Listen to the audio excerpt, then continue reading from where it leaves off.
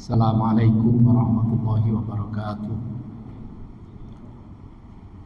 Bismillahirrahmanirrahim. Alhamdulillahirabbil alamin. Wa bihi nasta'in wa ala umurid dunya waddin. La haula wa la quwata illa billahil aliyyil azim. Wa ba'du. Hadirin hadirat Bapak Ibu yang dimuliakan oleh Allah Subhanahu wa taala. Alhamdulillah atas anugerah dan nikmatnya kita bisa bersama-sama menunaikan ibadah sholat zuhur berjamaah di masjid yang mulia ini. Dilanjutkan baca hadis Nabi besar Muhammad SAW yang dihimpun oleh Imam Ibnu Hajar Al-Asqalani. Nadrati Nabi Mustafa Sultan Al-Yakshi Abdul Qadir Jailani wa Imam Al-Ghazali Usanda Mu'allif Adal Kitab Syekh Ibnu Hajar Al-Asqalani Syekh Alwi Abbas Al-Maliki wa Syekh Sulaiman An-Nuri Subihi wa Furuhi wa Mantana Sayyidinahu Annallaha yaghfiru dhunubahu wa yu'li darajati fil jannah wa ayyuhida alaina min barakati masrari wa anwarihim wa ulumihim wa nafahatihim fid dini wa dunya wal akhirah. Al-Fatihah. A'udzu billahi minasyaitonir rajim. Bismillahirrahmanirrahim. Alhamdulillahirabbil alamin arrahmanir rahim maliki yaumiddin. Iyyaka na'budu wa iyyaka nasta'in. Ihdinas siratal mustaqim. Siratal ladzina an'amta 'alaihim ghairil maghdubi 'alaihim waladdallin. Amin. Bismillahirrahmanirrahim. Qala mu'allif rahimahullahu ta'ala anhu wa nafa'ana fi ulumi fid dharaini. Sambil kita mengaji, ya, mendengarkan ini, kita akan lebih sempurna barangkali kita perbarui niat iktikaf kita. Nawaitu an a'takifa ma dumtu fi hadzal masjid. Kemarin terakhir adalah Nabi ketika berwudu cukup 2/3 mud gitu ya. Kemarin kira-kira 60 gram ya. 60 ml botol aqua yang sedang. An Abdullah bin Zaid radhiyallahu taala anhu qala inna nabiyya utiya bi surusaimuddin faja'ala yutliku dhira'i. Ya, Nabi dibawahi 2/3 mud. Kemudian beliau menggosok kedua hastanya. Nah, disinilah yang dijadikan dasar oleh Imam Malik ya. Yang dijadikan dasar oleh Imam Malik bahwa wajib hukumnya kita berwudu itu digosok-gosok. Nah, itu ya. Ketika membasuh kaki ya, muka, tangan itu harus digosok-gosok. Tapi kalau menurut mazhab Syafi'i tidak gitu ya. Nah, itu intinya hadis ini kita tidak boleh israf ya, tidak boleh menggunakan air secara berlebihan. Nah, ini memang yang paling banyak menggunakan air yang berlebihan itu ya orang Indonesia. Kalau di Mekah itu paling boros menggunakan air. Jadi kalau menurut mayoritas ulama bahwa menggosok anggota wudhu ya, basuhan anggota wudhu itu menurut jumhur ulama itu tidak wajib ya, hanya disyariatkan ya, sunnah ya, bahwa sunnatun indal jumhur. Menurut mayoritas ulama sunnah, menurut madhab Malik itu wajib ya, karena beliau menggosok-gosok itu bagian dari ghuslun ya, ghuslun.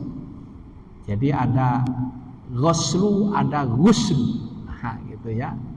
Fagsilu wujuhakum, ghuslul yadain, bukan ghusl. Ya, kalau ghuslu itu dimaknai mandi, kalau ghuslun itu membasuh. Nah, kata Imam Malik kalau ghuslun itu ya harus digosok-gosok. Itu. Nah, kemudian hadis berikutnya sekarang wa anhu ay wa an Abdullah bin Zaid annahu ra'an nabiyya sallallahu alaihi wasallam ya'khudhu li udhunayhi ma'an ghairal ma'i alladhi akhadahu li ra'sihi. Akhrajahul Baihaqi wa huwa inda Muslimin min hadzal wajhi bilafdin wa masaha bi ra'si bima'in ghaira fadli yadayhi wa huwa al-mahfuz. Abdullah bin Zaid melihat Nabi ya mengambil air untuk kedua telinganya, bukan air yang digunakan untuk mengusap kepalanya.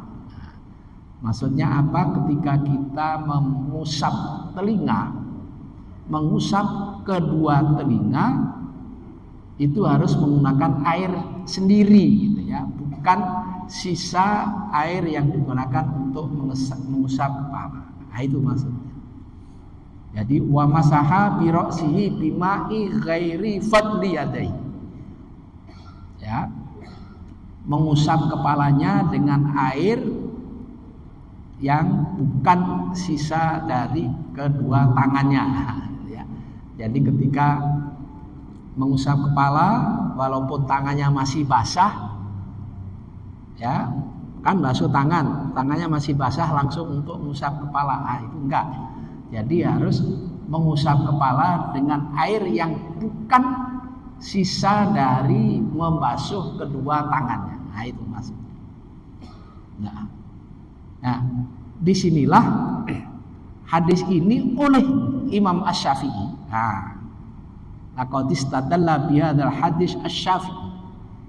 Imam Asy-Syafi'i beristidlal, mengambil dalil bahwa kedua telinga itu beliau memahami bukan termasuk kepala. Ya, kedua telinga bukan termasuk kepala. Ya. Kenapa? Ya. Kalau kedua telinga itu kata Imam Syafi'i, li'annahuma law kana minhu lam ya'khudh ar-rasulu lauma ma'an jadidan. Kata beliau ya. Jadi kalau begitu kedua telinga itu tidak termasuk kepala. Kenapa? Karena kalau kedua telinga ini termasuk kepala, ya, pasti Rasulullah tidak mengambil air baru, tidak mengambil air untuk mengusap telinganya lagi. Ya, makanya beliau mengambil air bukan sisa dari ketika mengusap kepala. Ketika mengusap kepala bukan air sisa dari membasuh kedua tangannya.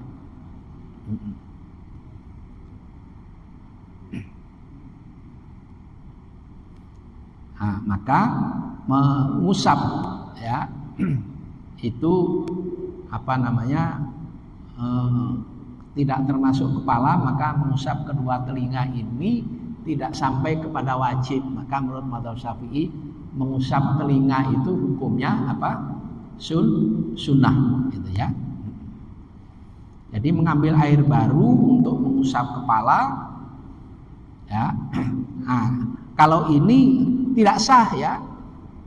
Kalau air sisa membasuh kedua tangan langsung nggak ngambil air lagi, langsung kan masih basah, langsung dibuat mengusap kepala, lain nggak boleh.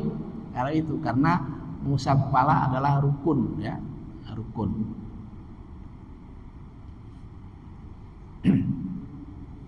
Nah, mengambil air baru untuk kedua telinga itu ya, itu apa namanya,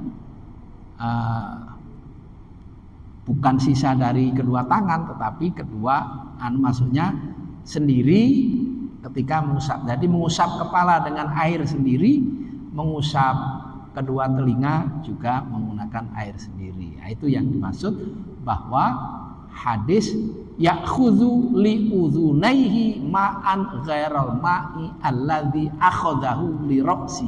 Nah, itu ya. Kata Abdullah bin Zaid, saya melihat Nabi, beliau mengambil air untuk mengusap kedua telinganya, bukan air yang digunakan untuk mengusap kepalanya. Nah, itu ya. Kemudian redaksi yang diriwayatkan dari Imam Muslim di sini, Nabi mengusap kepala dengan air yang bukan sisa dari air membasuh kedua tangan. Nah, itu artinya apa? Sekali lagi, bahwa bukan berarti tangan kita masih basah karena kita habis basuh kedua tangan tanpa ngambil air baru lagi untuk mengusap kepala, itu nggak boleh ya, karena masing-masing adalah merupakan rukun ya. Membasuh kedua tangan, mengusap kepala adalah rukun, maka tidak boleh menggunakan bekas air yang masih ada di bekas basuhan kedua tangan. Nah, kalau kedua telinga tadi itu kata Imam Syafi'i itu menunjukkan bahwa kedua telinga ini tidak termasuk kepala ya, tidak termasuk kepala karena sendiri ya, maka secara khusus juga menggunakan air yang bukan sisa dari mengusap kepala. Nah, itu. Tapi kalau mengusap kedua telinga itu sunnah ya, tidak diwajibkan.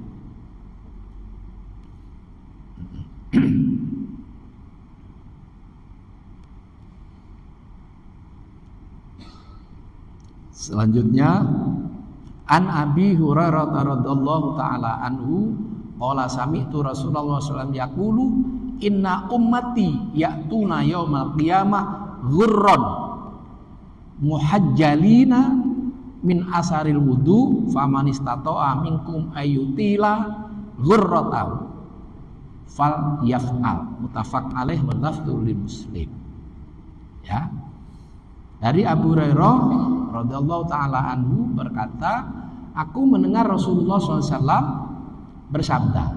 Sabdanya begini, inna ummati, sesungguhnya umatku, ya'tuna yaumal qiyamah, nanti akan datang berduyun-duyun umatku nanti pada hari kiamat, ghurran ya, muhajjalina, bercahaya dan bercahaya mukanya, bercahaya kedua tangan dan kedua kakinya dengan warna yang putih bening gitu. Dari jauh nanti umatnya Nabi Muhammad itu kelihatan. Ya. Nanti digambarkan oleh ulama itu yang mensyarahi kitab ini apa? Tempat-tempat wudunya ya, tempat anggota wudu ini, tangannya, tumitnya ya, kedua tangannya, mukanya, kedua kakinya itu nanti nampak dari jauh itu apa? Putih, apa mencorong itu apa ya, bersinar, berkilau, berkilau dari jauh. Di yaumul qiyamah ghurran muhajjal, pada hari kiamat nanti bercahaya dan berkilau seluruh anggota tubuhnya min asaril wudu, sebab bekas atau pengaruh dari wudu. Maka faman istata'a minkum ayyutira ghurratahu, siapa yang mampu di antara kalian untuk memanjangkan, maksudnya supaya lama cahayanya tadi, sinarnya, falyaf'al, lakukan. Nah, ini yang dimaksud memanjangkan itu apa? Ada dua pendapat. Pendapat yang pertama menyatakan orang yang wudhunya secara baik dan benar, secara sempurna lah. Tapi ada pendapat yang kedua mengatakan daimul wudhu, orang yang selalu punya wudhu, itu yang akan selalu bersinar. Itu biasanya belum di akhirat saja itu orang yang biasa wudhu itu mukanya apa? Terang gitu ya. Kalau orang nggak biasa berwudu itu biasanya mukanya kusam. Kusam benar nggak? Apa? Artinya memang nggak percahaya.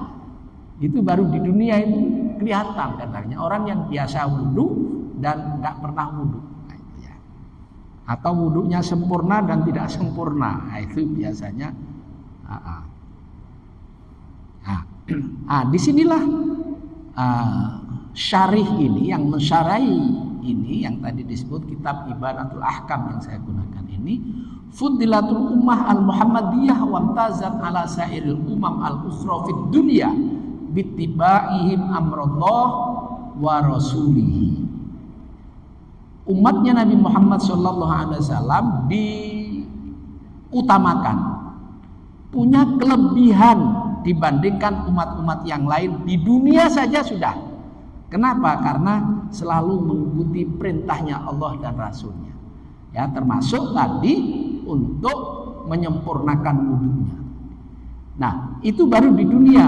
Ya, kelebihannya di dunia selalu mengikuti apa yang telah diperintahkan oleh Allah dan diperintahkan oleh Rasulullah. Kalau dia sebagai umatnya Nabi Muhammad, ya.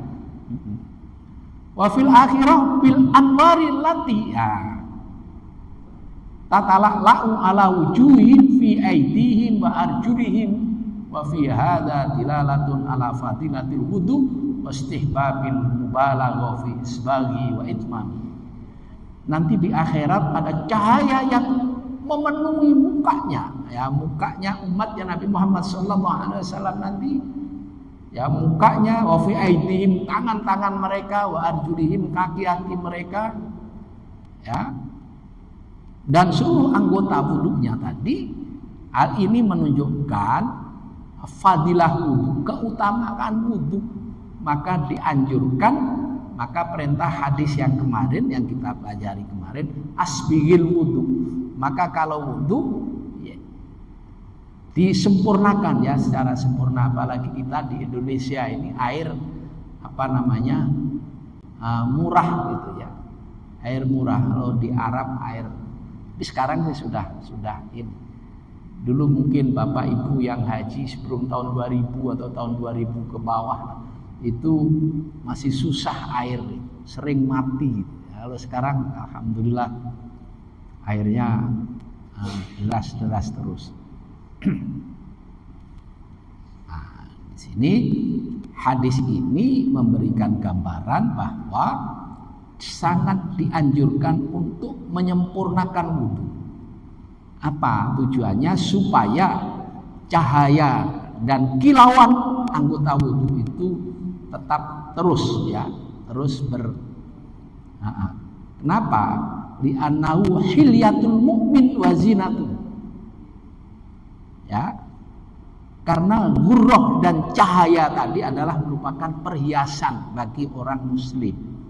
Ya, hiasan, keindahan. Nah, zinah wa hilyah.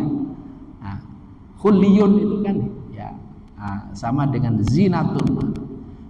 Jadi di hari kiamat nanti tidak perlu dandan pakai make up, pakai apa itu yang dandan nggak perlu. Jadi kalau wudunya sempurna nanti akan nampak itu, yang cantik juga kelihatan cantik. Jadi kan kadang-kadang ada kan wanita dikerlip-kerlipin, kalau pengantin itu kan ada itu didandani yang ada kerlip-kerlipnya. Nanti kita yang ahli wudu nanti di akhirat itu langsung, ya, karena isbaghul wudu, menyempurnakan wudu secara baik dan benar merupakan perhiasan hilyatul mukmin wa zinatuh, merupakan keindahan dan perhiasan orang mukmin yaumul qiyamah, kelak nanti di hari kiamat. Nah, wal ghurrah wa tahjil min khosaisil ummah al muhammadiyah. Nah, itu ya. Nah, cahaya dan sinar tadi itu hanya secara khusus, secara spesifik, hanya khusus untuk umatnya Nabi Muhammad SAW, tidak untuk umat yang lain. Nah, itu ya, tidak untuk umat yang lain. Karena umat yang lain apa nggak ada wudu? Ada, ya. Jadi mau ibadah itu harus membersihkan dulu, harus disucikan. Semua itu ada aturannya itu. Maka sebelum ayat wudu turun ya, kan ya ayyuhalladzina amanu idza qumtum ila sholati faghsilu wujuhakum wa aydiyakum dan seterusnya, itu kan ayatnya madaniyah, turunnya di kota Madinah. Ya. Sementara waktu sholat itu kan ketika Isra Mi'raj ya, Isra Mi'raj Nabi masih ada di Makkah. Masih ada di Mekah. Itu menunjukkan bahwa wudu itu juga syar'uman qoblana gitu ya, sebelum syariatnya Nabi Muhammad itu ada. Kalau mau ibadah ya harus bersuci, menghadap kepada Allah. Maka ketika Nabi mau diisrakan, malah yang disucikan itu lahir batinnya. Itu ya.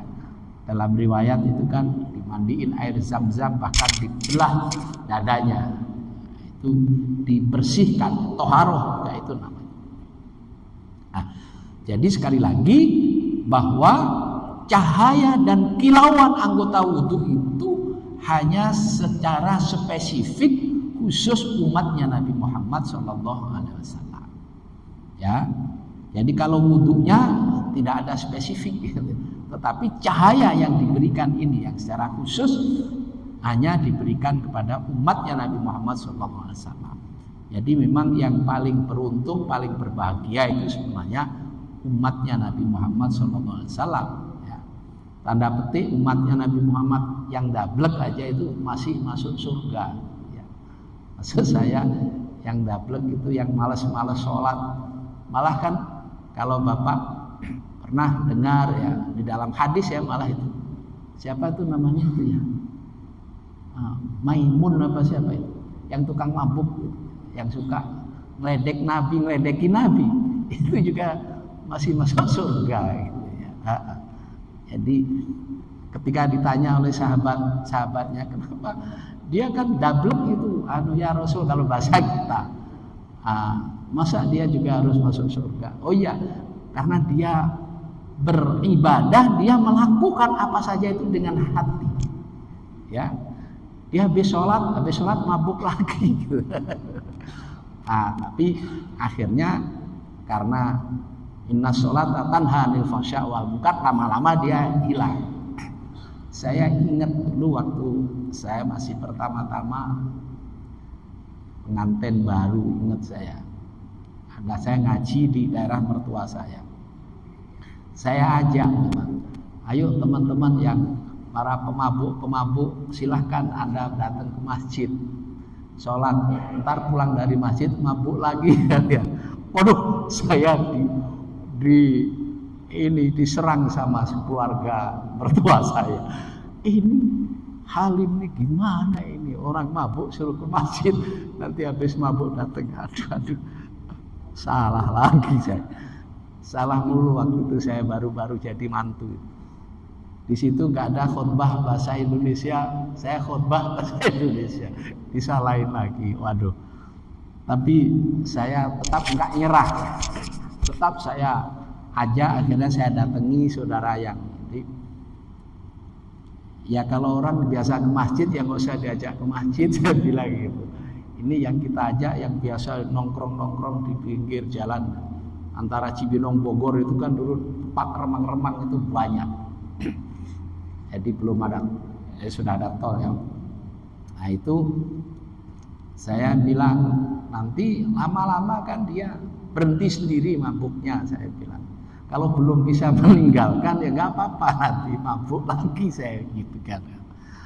Nah itu jadi ingat saya apa yang disampaikan oleh guru Nabi, gak ada sahabatnya ya. Nah itu apa namanya, sehingga ya banyak sampai sekarang alhamdulillah itu ya sudah tua sekarang jadi pengurus masjid di situ. Yang dulu geng apa ya, dia melihara pelacur-pelacur gitu saya. Karena dulu antara Cibinong Bogor itu di pinggir jalan raya itu banyak warung remang-remang. Nah itu gandengannya ya wanita ya mabuk. Ya. Jadi apa-apa lah, itulah keistimewaan umatnya Nabi Muhammad SAW. Jadi Nabi begitu bijak memelihara itu. Nah, sehingga dengan ketulusan hati maka sahabat ini juga dengan tulus dia melakukan apa yang dilakukan, walaupun dibenci oleh sahabat-sahabat lain, Nabi tidak, gitu ya, Nabi tidak membencinya. Ya, pernah sahabat ini itu beli makanan itu nawarin Nabi. Jadi dia singkatnya beli 2. Setelah dimakan oleh Nabi, sahabat Nu'man ini, ya Rasul kan belum bayar, padahal dia beli. Loh kamu yang beli, lah kan yang Rasul yang makan juga. Nah ini kan apa namanya, ya apa sahabat tanda petik tadi ya, tanda petik. Nah itu apa namanya. Nah baik, kita lanjutkan satu lagi. An Aisyah radhiyallahu taala anha qalat kana Rasulullah SAW yu'jibuhu at-tayammunu fi tana'urihi wa tarajjulihi wa tuhurihi wa fi sya'ni kullihi, muttafaq alaih. Aisyah yang cerita adalah rawi pertamanya. Aisyah adalah ummul mukminin. Beliau berkata begini, Rasulullah SAW itu sangat senang. Yu'jibuhu itu yardau maknanya. Jadi yu'jibuhu itu mengagumkan, maksudnya selalu mendahulukan anggota kanan ketika memakai sandal. Memakai sandal tanah bumi.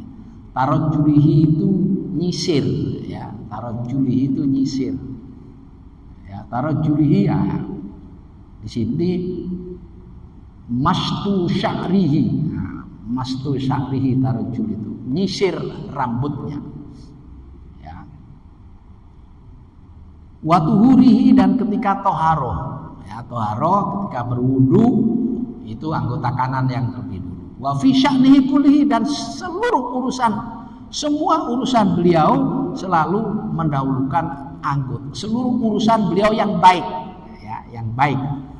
Artinya ketika masuk masjid kaki kanan masuk, keluar kaki kiri, dan seterusnya. Masuk toilet kaki kiri, keluar kaki kanan, dan seterusnya. Nah di sini apa? Orang mukmin yang baik adalah orang yang suka, ya, mencintai Allah dan Rasulnya. Artinya apa? Mencintai Allah dan Rasulnya itu melakukan apa yang diperintahkan dan dicontohkan oleh Rasulullah. Sebaliknya, wa syarruhu man ta'ammada mukhalafatahu. Ya. Yang paling tidak baik, yang paling tidak bagus, syarrun itu buruk, seburuk-buruknya orang yang dengan sengaja, nah, sekali lagi, dengan sengaja menyalahi apa yang telah diperintahkan dan dilakukan oleh Rasulullah Sallallahu Alaihi Wasallam. Jadi menyalahi apa yang diperintahkan oleh Allah dan Rasulnya, sekaligus menyalahi apa yang dilakukan oleh Rasulullah. Misal seperti makan, minum, nyulam. Ya, nyulam itu kalau itu apa namanya ya? Kalau orang perempuan itu bikin itu apa namanya? Songket itu apa? Nenun ya, apa? Nyulam. Nah, makan minum dengan tangan kiri, ya, tanpa ada uzur, kecuali kalau ada uzur atau memang apa namanya kidal, ya. Kalau kidal nggak ada masalah. Laqad kana Rasulullah SAW. Nah, di sini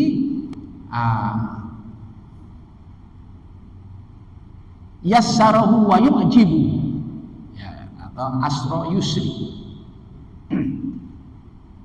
Wa yu'jibuhu ta'ata syai' bil yamin.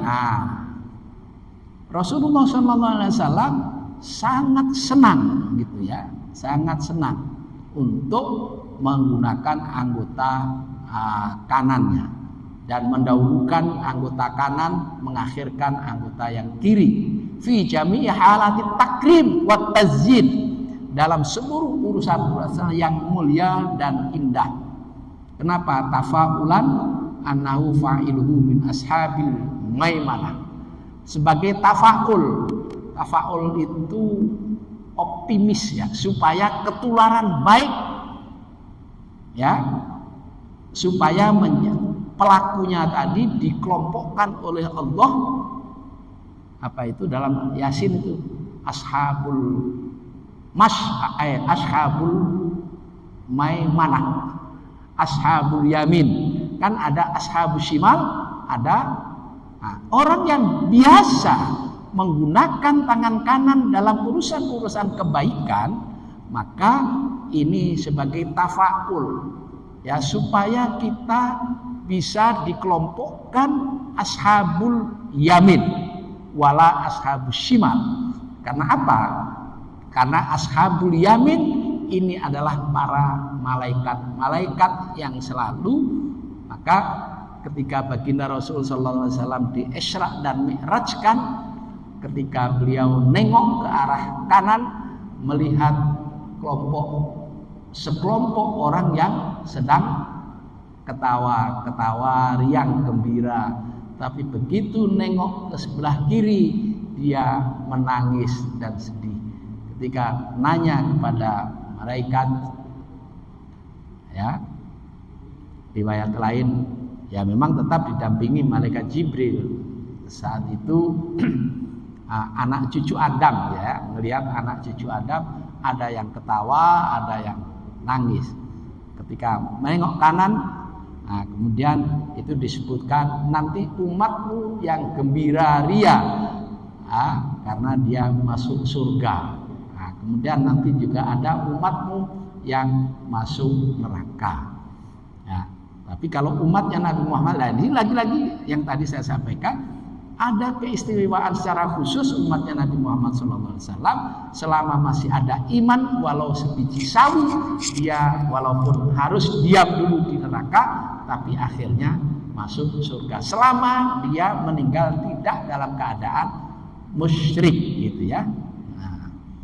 Nah itu, maka ketika mendahulukan anggota yang kanan diharapkan masuk min ashabil maimanah, bukan ashabul masy'amah, gitu ya, masuk ashabul maimanah.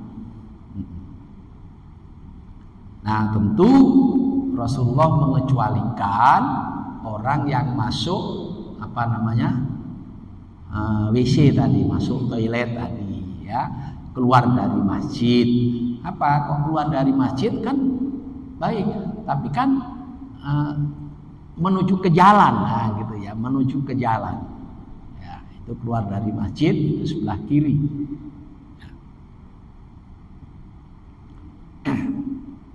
Artinya lebih mulia, kan? Masjid tadi lebih mulia, gitu ya.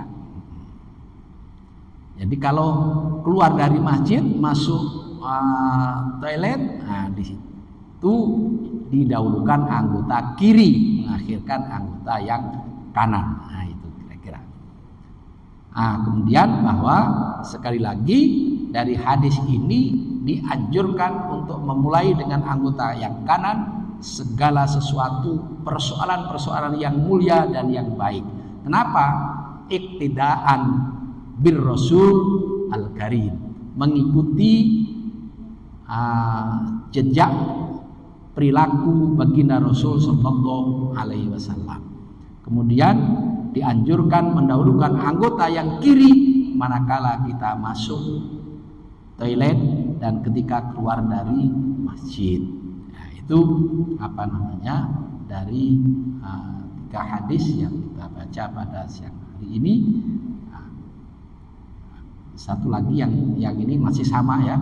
An Abi Hurairah radhiyallahu taala anhu qala Rasulullah idza tawaddutum fabda'u bi mayaminikum. Manakala kalian berwudu hendaknya memulai dengan anggota yang kanan. Ya, dianjurkan mendahulukan anggota yang kanan, mengakhirkan anggota yang kiri dalam berwudu.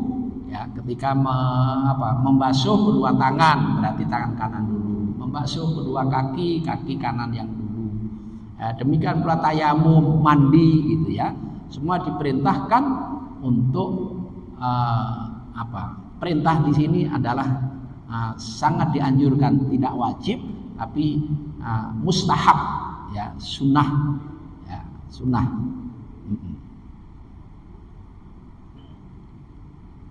Inilah hadis yang bisa kita sampaikan pada kesempatan pagi siang hari ini. Mungkin sementara itu ada yang nanya, silahkan. Assalamualaikum warahmatullahi wabarakatuh. Kalau kita mandi wajib, kemudian setelah mandi wajib itu tidak berwudu, terus sholat, apakah boleh? Baik. Jadi itu dasar hukumnya karena al-ittiba matbu ya. Jadi at-tabi matbu. Kita kan mensucikan hadas besar. Maka konsekuensinya hadas kecilnya sudah hilang. Hadas besarnya sudah hilang, maka hadas kecil hilang. Tetapi ini kan kondisinya kadang-kadang kita kan menyentuh kemaluan ya. Kadang-kadang keluar juga begitu selesai mandi keluar lagi air seninya gitu ya. Nah, itu. Jadi aslinya sebenarnya boleh, saya katakan boleh untuk tidak berwudu. Ya. Iya, iya. Maka kan disunahkan di awalnya itu disunahkan untuk berwudu sebelum mandi itu ya. Sebelum wudu. Jadi bahkan orang yang hubungan suami istri ingin mindu itu kan di tengah-tengahnya kan dianjurkan wudu juga. Ya. Iya. Jadi itu dianjurkan. Jadi umpama habis ini nggak wudu, nggak tidur lagi gitu ya. Tidur lagi, bangun lagi. Bangun lagi, naik lagi. Nah, itu kalau mau naik itu wudu dulu yang baik. Ya. Itu saya pikir luar biasa terus dianalisa oleh ulama.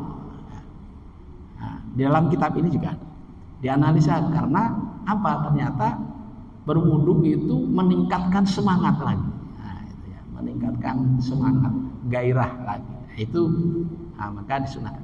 Jadi intinya sebenarnya boleh untuk tidak berwudu selama tidak membatalkan wudu kan gitu ya. Itu ya. Airnya kurang pakai. Kebetulan ada air gitu aja buat mandi. Iya.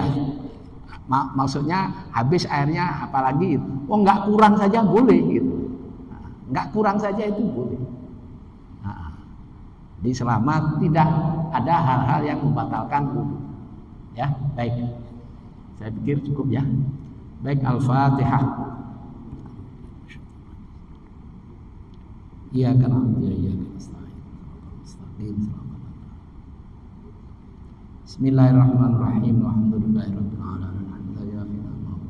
Zida ya rabbana lakal hamdu wa syukru lakal mulku kama yanbaghi li jalali wajhika wa Allahumma ij'al jam'ana hadza jam'an marhuma wa tafarruqana min ba'di tafarruqan ma'suma. Allahumma arina al-haqqa haqqan warzuqna ittiba'ahu wa arina al-batila batilan warzuqna ijtinabah. Allahumma shalli ala sayyidina Muhammad bil qurubi yadawi afiyatil abdan shifaa'a nuril absar wa diya'i wa nuril absar. Alhamdulillahirabbil alamin. Assalamualaikum warahmatullahi wabarakatuh.